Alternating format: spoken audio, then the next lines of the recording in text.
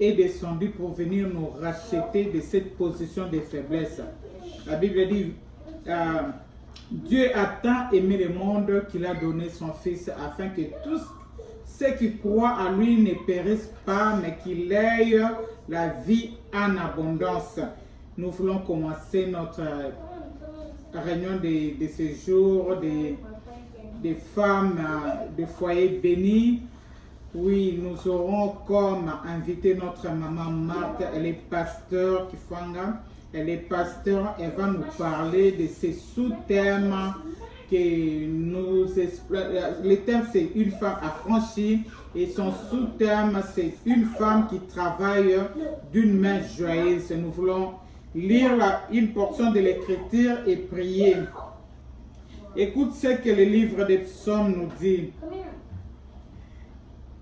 Mon âme, que tout mon être loue l'Éternel et que tout ce que je suis loue les dieux saints. Dans d'autres versions, il dit mon âme bénit l'Éternel, que tout ce que j'ai bénit l'Éternel. Oui, bien-aimé, que mon âme n'oublie pas aucun de ses bienfaits, bien-aimé. Que mon âme n'oublie pas que comme je respire là, c'est grâce à Dieu. Tout ce que j'ai, c'est grâce à Dieu. Le mouvement et l'être, c'est Dieu qui me le donne, bien-aimé. Je ne peux pas me battre à la poitrine et dire, ma casse n'a rien dans la mouki, ma casse n'a rien dans la onaza, ma casse n'a rien dans la États-Unis. Non, tout mes grâces. Notre passage nous dit que tout ce qui est je suis loue le nom de l'Éternel. Je l'ai béni pour ma personne, je l'ai béni pour mon mari, je l'ai béni pour mes enfants, je l'ai béni pour ce pays qui nous a envoyés, je l'ai béni pour ma grande famille, je l'ai béni pour toutes choses, alléluia, parce que tout ce que j'ai doit bénir le Dieu créateur. Nous voulons chanter. Ni Yesu, ni Yesu, ni Yesu.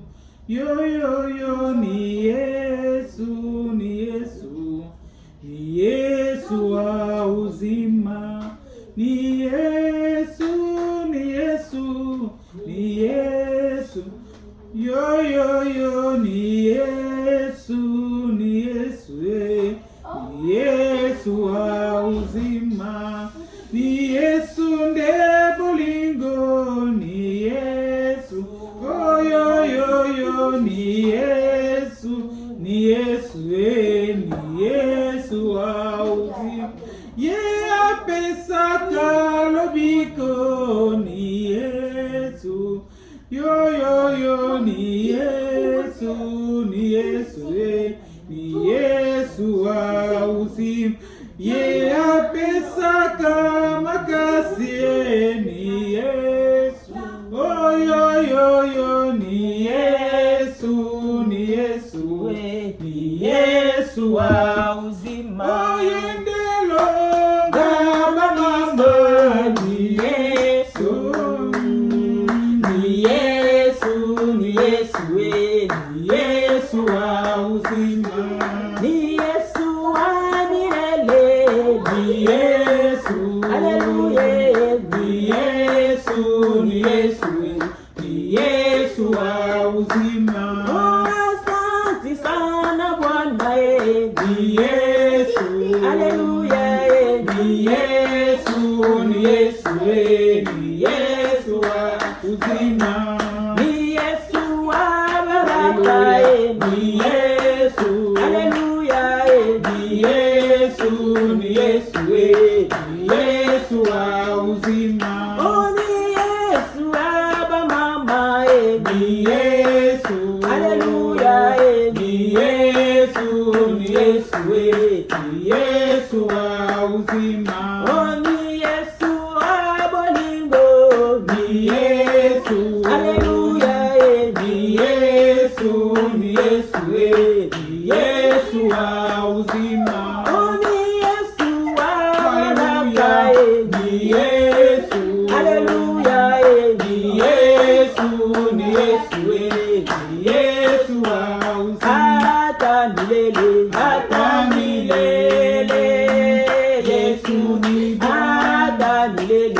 atamilele Yesu ni atamilele atamilele oh atamilele atamilele atamilele Alléluia Hosanna Alléluia Hosanna Alléluia Hosanna Alléluia Hosanna Alléluia Hosanna Alléluia Hosanna Alléluia Hosanna Alléluia Hosanna Alléluia Hosanna.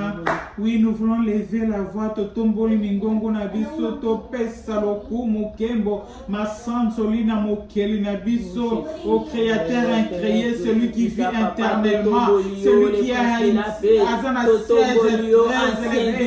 alléluia le soleil de justice, Totombolo le lumière du monde, Totombolo le prince de la paix, Totombolo Jéhovah Rapha, Jéhovah Jireh, Totombolo oyebi mokolo ya lelo wana biso tobotama yo oyebaki yango wana tolamuka se bongisi makambo kitoko ya malamu mpona biso nkolo proje oza nango na biso bamama eza proje ya bonheur yango ntongo nyonso seigneur ozali kobenga biso yango ntongo nyonso ozali kolamusa biso yango toujours ozali kopesa biso force po topusana epai na yo nzambe ozali kotonga bamama olingi ete mwasi atelema seigneur na tomboli yo papa motosala biso vraimen baproviditile seigneur totomboli yo seigneur oyo nzambe kotakokani na yo na tomboli bolingo na yo oyo oza nango mpona biso mwasi seigneur oyo tikaki biso kokola te oyo tikaki biso te seigneur papa tokufa oyebaki kolamusa biso oyebaki kotelisa mwasi oyebaki kotia seigneur oyo ezali mayele po bolingo na yo kati na mwasi yango na totombola yo seigneur. Nous te bénissons, alléluia. Que toutes les femmes disent Amen. Alléluia, bien-aimé, lorsque les juifs, lorsque les musulmans plutôt disent que Jésus n'est pas le fils de Dieu, Jésus c'est un prophète comme tout autre prophète, mais moi et toi, notre maman et nous disons que Jésus-Christ est le Fils de Dieu. Jésus-Christ c'est celui qui est venu nous racheter. Jésus-Christ c'est le Sauveur, il est le Seigneur. Jésus-Christ, nous croyons à sa divinité. Nous croyons qu'il est notre Yahya. Alléluia. Qu'il soit loué, qu'il soit béni. J'aimerais me présenter. Moi, c'est votre humble servante de Dieu à la personne de maman Shiki Esuka Omatuku. Oui, nous sommes là avec notre invité d'aujourd'hui, c'est notre maman. Elle doit se présenter, je m'étais. C'est une servante de Dieu que je respecte beaucoup. C'est une servante de Dieu que je respecte aussi ce qu'elle fait. Je respecte son ministère. Notre thème que nous sommes en train d'exploiter, c'est une femme affranchie. Cette femme-là qui a raconté Jésus-Christ de Nazareth. Cette femme-là qui l'a reçu comme Seigneur et Sauveur. Cette femme-là qui marche à la nouveauté de vie. Donc c'est une femme qu'on ne retrouve plus les erreurs du passé. C'est une femme, avant moi si oyo, ce qui va te montrer vraiment, alléluia. C'est une femme que les gens ont commencé, les gens parlent déjà d'elle, parce qu'ils voient la transformation en elle. Que le Seigneur soit béni, maman Marthe. Que le Seigneur te bénisse. Il a apporté vraiment choix na eli polo na yo. Alors to tikingonga ona maboko na yo molimo na nzambe akamba yo obosana eloko mote place maele na yo koza limité. Que le Saint-Esprit prenne les relèves. Alors notre souci est qu'une femme là où elle est, une jeune fille là où elle est, une veuve, une femme seule, bayeba nako yoka message et révolutionner bango pe banako zongisa bango na katina kolo. Thème oh maman a besoin qu'on utilise comme sous-thème. Le thème c'est la femme affranchie. Son sous-thème c'est une femme qui travaille d'une main joyeuse. Amen. Alléluia. Amen, maman. Merci maman Shiki. Merci Seigneur. Merci yo ozolanda biso na moment oyo. Merci pour tes nzambe atiki biso temps apesi biso bomoy atiki biso na vie parmi ba oyo baza na souffre biso pe toza compté ya solo soki totali ba oyo nyonso bakufi mingi balekaki yo balekaki nga tant mosusu na mayele tant mosusu na bozwi tant mosusu na renommé mais lelo baza lisusu na biso ensemble te soki nzambe azali kotika biso ntongo nyonso elingi koloba te ke toza bespécial koleka bato wana nyonso eza toujours grâce na ye yango wana tozali kopesa ye merci boso naloba na mise présenter na banza nazopesa mama Shiki merci na ndenge azoconsidere ngai po alongwa bisika azali po aya koluka ngai oyo naza na nga kutu mutu pamba po nayeba kolobela bino nayeba koloba po na libota na nzambe nayebi ete nzambe wana oyo asimbaki motema na ye akopesa nga makasi akosala nga grâce pour apporter un plus na vie ya mama moko oyo azala biso elongo oyo azali kolanda biso pote nzambe amoni na mokolo alelo eza na mama moko oyo azana besoin yango wana nzambe a libéré servante na ye po aya epai na ngai po nayeba koloba eloko moko oyo nzambe atie kati na ngai oyo okolanda ngai ozala beni e oyo bako réparer berere oyo ozalaki nango na tango oyo elekaki to oyo oza nango puisque Bible ezoba mon peuple périt faute de connaissance donc susu kozanga connaissance nde yango obungi kozanga connaissance yango mabe ekoti na bandako na biso kozanga connaissance yango wana kufa ekoti na ba foyer na biso ba foyer komi divisé nalingi komi se présenter nazali pasteur kombonanga Mark Kifwanga ebikende aza mobali na ngai pasteur pe tango nyonso na banza mingi basi kolanda ngai na mercredi na thème oyo nazali kolobela sur mwasi oyo ezali femme errance de la délicier mwasi komisango elenki donc ba oyo bazali kolandanga mercredi na banza bayebinga yo olandaka ngai te profiter pe na koyoka ngai mercredi olandanga mercredi na ba 11h30 okokuta ngai na zali koloba sur vie ya bomwasi po esengeli na biso totonga mwasi esengeli na biso mwasi azonga anyeba esengeli mwasi azwa makambo na maboko po balobi ndaku oyo mwasi azate eza ndako kokufa donc mwasi nde asimbaka ndaku mwasi nde oyo azana rôle ya munene ya kojouer na kati ya ndaku ya kosala ezali papa te ezali yo mama donc tant wana nyonso tozalaki na ba ignorance toyebaki yango te tozalaki ba démissionnaire na ba poste na biso mais lelo oyo nzambe alingi ete azali kolamusa biso po te biso tozala susu ba démissionnaire te toyeba kotelema tozwa mukumba na biso na maboko po tant ekomi mabe tant ya suka nzambe akotuna yo na oyo ye atiaki kati na yo yango wana tomemeli bino toza na lombangu te toza na temps vraiment puisque toujours qu'il est na pratique ya lelo alors sous thème donc thème nan central ezali la femme affranchie thème oyo nazo sepela nango makasi na sepela nango makasi pourquoi po biso basi tozalaki affranchi te mais na nzela na Yesu Kristo nzambe tango amoni to bungisi oyo etali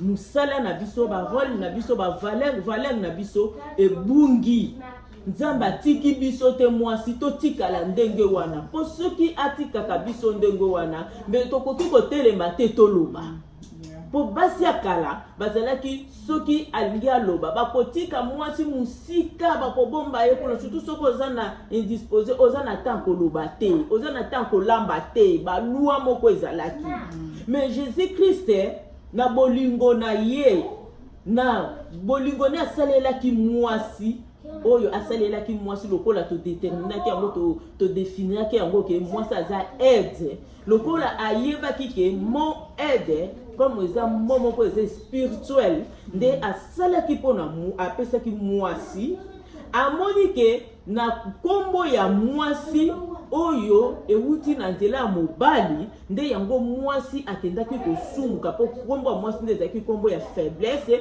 puisque mobali apesaki yango mpona kodétermine genre po biso toyeba ke oyo po mokili oyeba ke mwasi aza na mabele mobali aza na ngo te doki kombo wana nde mobali abimisaki po détermination ezala doki bayeba kodétermine oyo aza mwasi oyo aza mobali doki différence wana ezala doki genre féminin na genre masculin nde kombo ya mwasi.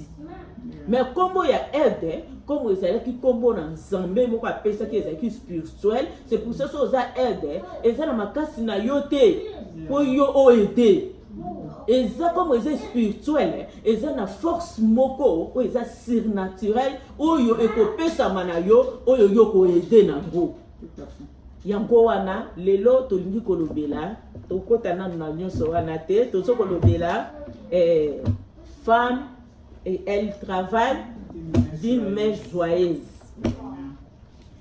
En tout cas, deux passages Babi, cette femme-là qui travaille d'une main joyeuse, dans Proverbe 17, dans le verset 22, il dit un cœur joyeux est un excellent remède. Un cœur joyeux, c'est un excellent remède. Dans Proverbe 19, dans le verset 14e, il est dit ceci. Un homme peut hériter une maison. Un homme peut hériter des richesses de ses parents, ses pères. Mais celui qui trouve une femme, mais seul l'Éternel peut lui donner une femme qui sache agir avec sagesse. Amen. Donc moi si likabo. Moi si oasalaka atongaka na maboko na ye ya esengo. Amen maman. Amen. Alors tozo kokende kotanga proverbe toujours si totanga ki yango mais tozali kokende ko répéter mon oyo edini verset oyo puisque ezali kambu ya mwasi tokoki kotanga likambu ya mobali te. Poso totangi makambu na ndenga mobali peut-être yo komona ke ezali mobali wana po mobali aza makasi tozo tanga nini histoire ya mwasi oyo mwasi pe omi se retrouver omona ke mwasi wana bazalaki mibali te bazalaki basi lokola nga na yo ezalaki na lola te ezalaki na mabele oyo nde basi wana o mwasi asalaki wana aza différente na yo na aza mwasi nde yango tozali kokeli kotanga na proverbe 31 12 tina 16 proverbe 12 verset 31. Proverbe 31, 12 à 16. Proverbe 31, verset 12e, qui donne à 16e, je lis au nom du Seigneur. Amen. Tous les jours de sa vie, elle lui fait du bien et non du mal. Elle cherche avec soin du lin et de la laine et elle les travaille de ses mains diligentes. Comme un vaisseau marchand, elle amène des vivres de loin à sa demeure. Quand il fait nuit, encore, elle est déjà debout, préparant pour sa maison ce qu'il faut pour manger. Et elle distribue leurs tâches à toutes ses servantes. Amen. Amen. Ça va. Amen. Amen. Maman. Amen. Maman. Amen. Babi mwana mwasi oyo aza mwasi oyo azo sala na maboko na ye na esengo. Azo sala na maboko na mawate me na esengo. E maboko na ye oyo azo ko sala nango azali ko bima tongo. Aza mwasi oyo alala pongi te ti 12 heures. Aza mwasi oyo alala pongi ti 15 heures. Aza mwasi azola muka tongo. Azola muka tongo po akanga maboko te po acha verni te po ata la télévision te. aza mwasi oyo alamuki tongo abimi ava bima mwasi oyo azokopesa misala na bana na ye pe na basali na ye na ndako. Ntango azali kobima azali kokende koluka, azokende kobima te pa kende kotonga batu, azokende kobima te pa kende kokritike, mais azokokende kobima po akende koluka lipa po amema na ndako na ye. Mwasi oyo balakisi bisika mobali azosala te, mais balakisi ke mwasi oyo mutu abanda koya na lipa na ndako na ye. Ntango azoya na lipa wana ntango azoya nango azopambola nango ezopambola libota na ye. Mwana mwasi oyo balobi ke maboko ne ekangamaki te, azalaki toujours na tonga. Alléluia ba mama mwasi fozala na tonga pona kotonga. Mwasi zala na tonga na maboko. Tango zali kotonga ozokotonga makambu nyonso pe ya ndako na yo. Ezane loko moko te. Donc so balobi kotonga c'est que ça nesika moko eza kopasuka. Esika kopasuka mwasi azela azokotonga azokangisa. Tango azokokangisa azokopesa elengi na ndako. Tango azali kokangisa bisika oyo eza kopasuka yakangisa pesi solution. Mwasi onde azoya na solution na ndako na ye. Tango azokoya nango atikali teke akoma na lolendo azwa place ya papa te. Tangu aye na oyo awuti kozwa na libanda na koluka na kosala na koteka, Bible lobi ke mwasi oyo azali ko livrer même ba chemise na bato bazali koteka. Azali ko luka sala musala moko yende azala source ya ko livrer biloko poke ye bato basomba ke epai na ye. Mwasi oyo balobi alati sinda wana nazokoloba tanga proverbe 31 toza na temps tozo gérer des temps. Mwasi oyo alati sanda na ye. Mwasi oyo to mobali na ye azali kobima bisika azali kovanda bato bazo considérer ye. Maman kokotanga na passage combien na verset na 35 kita na 31 kita na se il faut zala na ba 30 ou bien na ba na suka ya suka. La grâce est décevante et la beauté est frégence d'un trompeuse. La femme qui révèle l'Éternel est digne de louange. Dans le verset 26e, il dit ceci.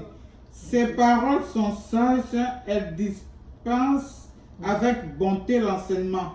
Elle veille à la bonne marche de sa maison. Amen. Et ne nourrit pas du pain de paresse. Amen. Vous voulez quoi exactement? Combien le camin exactement? Ça c'est pas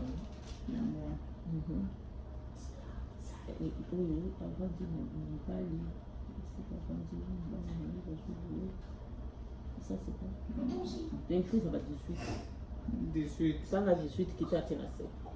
Et Agélie au nom du Seigneur à partir de 18. Elle constate que les affaires marchent bien. Jusque tard dans la nuit, sa lampe est allumée. Amen. Ses mains filent la laine et ses doigts tissent le vêtement. Elle ouvre largement la main indigente et tend les bras aux pauvres. Amen. Pour elle, tous les siens peuvent importer la neige, car toute sa famille est revêtue de doubles vêtements. Amen. Elle s'est fait des couvertures, elle a des vêtements de lin, de fin lin et de pourpre. Son mari est connu aux portes de la ville, car il siège avec des responsables du pays. Elle tisse elle-même des habits et les vend aux fêtes des ceintures.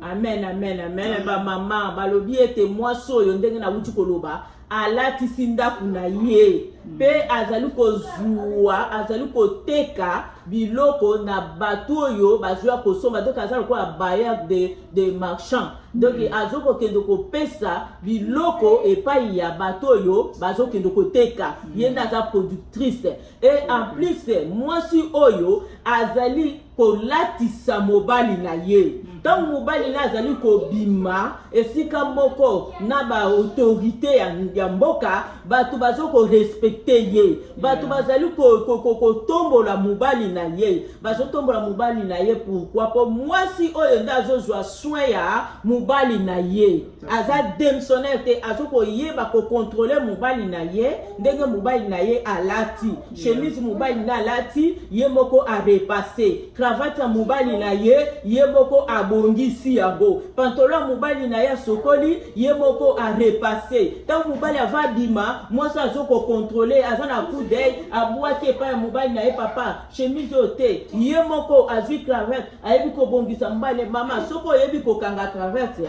okoyeba pe koklase yango na nzoto ya papa akoyebake te esika oyo etengami to esika etengami te ifo nabongisa yango mpo ezala boye po ntango mobali na nga azali kobima bato bazali komona mobali na nga bazomona mpe ngai mpo bayebi ke te mwa mobali oyo nde aza na mwasi seke mobali asokolaka bilamba te mobali arepasaka te ngai nde mwasi mutu na repasaka nde ngai nde mutu nalatisi ye yango wana lelo tozokotravaye na maboko na biso na esengo mpona kosala cravate pona kolakisa biso ba mama oyo toyebi korepasse te ndenge nini barepasaka tozokolakisa ba mama oyo bayebi kogumba chemise te ndenge nini okoki kogumba chemise tozokolakisa ba mama oyo bayebi korepasse pantalon te ndenge nini barepasaka pantalon puisque ba mama mosusu arepasse pantalon adeplace bambenza eloko oyo yo korespecte eza kaka ba plus wana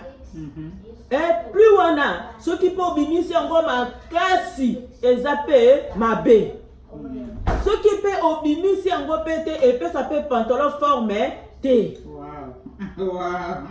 papa ntango azali kolata chemise soki alati chemise bambenza ndenge osalaki yango egangi nga esali koto oyo nga ndenge ogumbelaki yango ekomi mpe lisusu mabe yango wana lelo tozali kosunga biso ba mama puisque tofingami biso ba mama mingi tofingami mingi ta mosusu omona yo kolobaka nga namona moto afinga ngai te na banzela ntango mibali na biso babimaka bafingaka nde biso mobali eske mobali oyo mpenza aza na mwasi mwasi oyo mpenza amonaka to amonaka te ntango mobali oyo abimaki eske amonaki ye eske mobali oyo mwasi oyo vraiment akoki korepasele ye te alati chemise lokola ewuti na monoko ya mbwa ok eske aza marie amoni te wana sikoyo na miso ya bato na soni ozokende feti na mobali na yo yo lati bien mobali mpe mobali alati mpona yo omoni ke mobali alati okontrole te na miso ya bato na feti okomi mal à l'aise okomi kotala sikoyo mibali ya baninga oyo mwasi na ye asali mosala na nzoto ya tata wana yo sikoyo miso ekomi kuna tata na alati bien nzoto ya mobali wana esimbaka nga naloba mobali ya mabe aza te mwana mabe aza te eza eloko oyo ezalaka mabe mwasi soki oza démissionnaire oyebi koporte soin te na nzoto na bango po komona mwana mosusu aza otali mutu na ye mais aza na mama oyo aza kolamuka aza mama oyo atravayaka aza na mama oyo apesaka elengi na ndako okomona mwasi mwana wana mama na kobongisa ye amemi ye bakati suki bien selon mutu na ye alandi forma mutu ya mwana na ye nde akoluka batia ye asombi bamafuta lelo eza mokolo ya kobongisa bamafuta wana asombi ni ntango alatisi mwana asokoli elamba mwana arepasa yango bien ntango mwana alati propre te mutu ekomisaka mutu kitoko mobali akoki kozala aza kitoko mais soki aza propre te kitoko wana ekobima te ndenge moko na yo mwasi akozala propre soki mwasi akozala kitoko ou bien aza moche soki neti ke aza na propreté ya makasi mabe wana ekungami yango lelo tolingi koloba na mwasi Alléluia. Nangi koloba na mwasi surtout biso ma mama ba femme congolaise toza ba démissionnaire surtout biso surtout na mboka na biso ndam tunazo kende koteka na uzana tanko kobongisa te koza la femme est censée te femme oyo ya proverbe 14 te oyo yo moko na maboko na yo tozo ko renverser misala ya ndako na yo ozo renverser libala na yo toza na makambo mingi oloba te puisque na loba kebele so na lobi na loba na koloba ebele mais ta oyo ekomi tato kende na pratique po ba mama bazo la pratique na banza tokomi na temps oyo tondi to repasser tondi to repasser mama azala wana yo pe oyo yebi ko sala yango eza malamu mingi olanda lisusu peut-être osala ka yango kozala na mo erreur moko amukie nzambe soki atindi biso lelo ezala bongo yebaka moke nzambe ayebaki alingaki susu yo obongisa lisusu koleka ezate ke ponga na yebi même nga na yebi soki na moni mutu msusu ayikolakisa na forme msusu yo pe fo ozala ata na 2 formes 3 formes kotikala kaka teke na nini moko nga na lobaka même na bana na nga kuna na oloba na sala na lobaka ata na bana na nga ata na mobali na nga na lobaka ke nga na lingaka juste te nga na lingaka be excédent po juste eza mabe il faut zala na nini po sunga mama ko sunga ko sunga pona ko bongisa po na yeba ko totanda mesa na biso totanda mesa tolingi ko repasser tolingi ko utiliser na mesa oyo pona possibilité ya mutu nyonso po video oyo mission oyo ezoleka kaka na mikili ya poto te ezoleka na biso nyonso surtout na mboka na biso eza